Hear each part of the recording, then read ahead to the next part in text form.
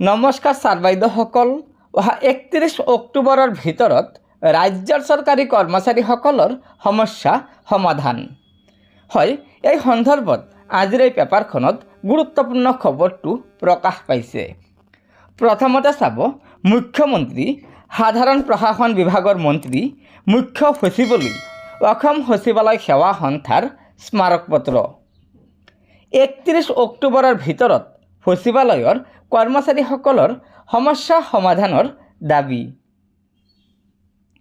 অসম সচিবালয় সেৱা সন্থাই অসম সচিবালয়ৰ কৰ্মচাৰীসকলৰ বিভিন্ন সমস্যা সমাধান নকৰাৰ পৰিপ্ৰেক্ষিতত অহা 31 অক্টোবৰৰ সময়সীমা বান্ধি দি মুখ্যমন্ত্ৰী, সাধাৰণ প্ৰশাসন ইত্যাদি বিভাগৰ মন্ত্ৰী তথা মুখ্য সচিবলৈ এক স্মাৰকপত্ৰ প্ৰেৰণ কৰে।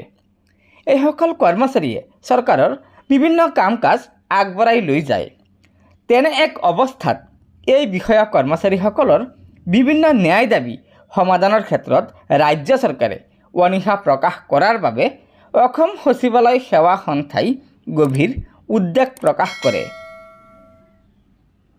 সন্থাই খেদ প্ৰকাশ কৰি কয় যে চৰকাৰৰ বৰঘৰত কৰ্মৰত বিষয়া কৰ্মচাৰীসকলৰ সমস্যা সমাধানৰ ক্ষেত্ৰতেই যদি চৰকাৰে অনীহা প্ৰকাশ কৰে, তেনেহ'লে ৰাজ্যৰ অন্যান্য কৰ্মচাৰীসকল কিদৰে অৱহেলিত হৈছে সেয়া সহজেই অনুমেয়।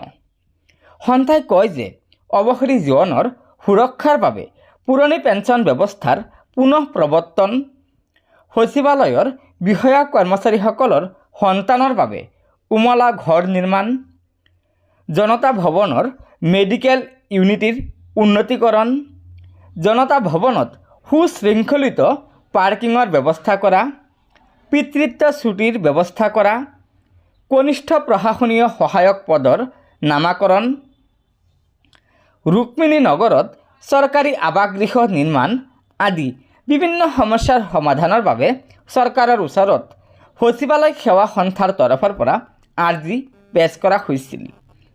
কিন্তু দুৰ্ভাগ্যজনকভাৱে উক্ত বিষয়সমূহে আজি কুপতি সমাধানৰ বাট দেখা নাপালে। আনহাতে হঠাতে জনতা ভৱনৰ লাষ্ট গেটৰ প্ৰৱেশ আৰু প্ৰস্থান গেট বন্ধ কৰি দিয়াৰ ফলত জনতা ভৱনৰ সন্মুখৰ GS ৰোডত অভাৱনীয় ট্ৰেফিক জাম লগাটো এক নিত্য নৈমিত্তিক ঘটনাত পৰিণত হৈছে।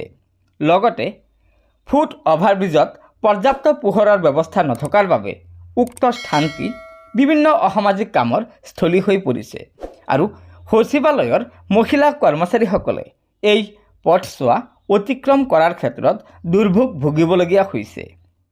বিষয়সমূহ অসম সচিবালয় সেৱা সন্থাৰ তৰফৰ পৰা বাৰম্বাৰ ঊৰ্ধ্বতন কৰ্তৃপক্ষক অৱগত কৰা হৈছিল যদিও কোনো ধৰণৰ ফলপ্ৰসূ ব্যৱস্থা হাতত লোৱা দেখা নগ'ল। সেয়েহে এই বিষয়সমূহ ফলপ্ৰসূ সমাধানৰ বাবে 31 অক্টোবৰৰ সময়সীমা বান্ধি দি মুখ্যমন্ত্ৰী, সাধাৰণ প্ৰশাসন ইত্যাদি বিভাগৰ মন্ত্ৰী, মুখ্য সচিবলৈ ইতিমধ্যেই অসম সচিবালয় সেৱা সন্থাই স্মাৰকপত্ৰ প্ৰেৰণ কৰিছে। যদিহে উক্ত দাবীসমূহ নিৰ্ধাৰিত সময়ৰ ভিতৰত সমাধান নহয়, তেনেহ'লে পৰৱৰ্তী সময়ত গণতান্ত্ৰিক আন্দোলন গঢ়ি তুলিবলৈ সেৱা সন্থা বাধ্য হ'ব বুলি স্মাৰকপত্ৰত উল্লেখ কৰিছে। গতিকে ছাৰ বাইদেউসকল, এয়া নিশ্চয় ৰাজ্যৰ চৰকাৰী কৰ্মচাৰীসকলৰ এটা অত্যন্ত গুৰুত্বপূৰ্ণ খবৰ। সেয়েহে লগৰ বন্ধুবৰ্গক ভিডিঅ'টো শ্বেয়াৰ কৰি আজিৰ এই গুৰুত্বপূৰ্ণ খবৰটো জনাই দিব আৰু নতুনকৈ অহা ছাৰ বাইদেউসকলে অনুগ্ৰহ কৰি আমাৰ এই চেনেলটো ছাবস্ক্ৰাইব কৰি ল'ব।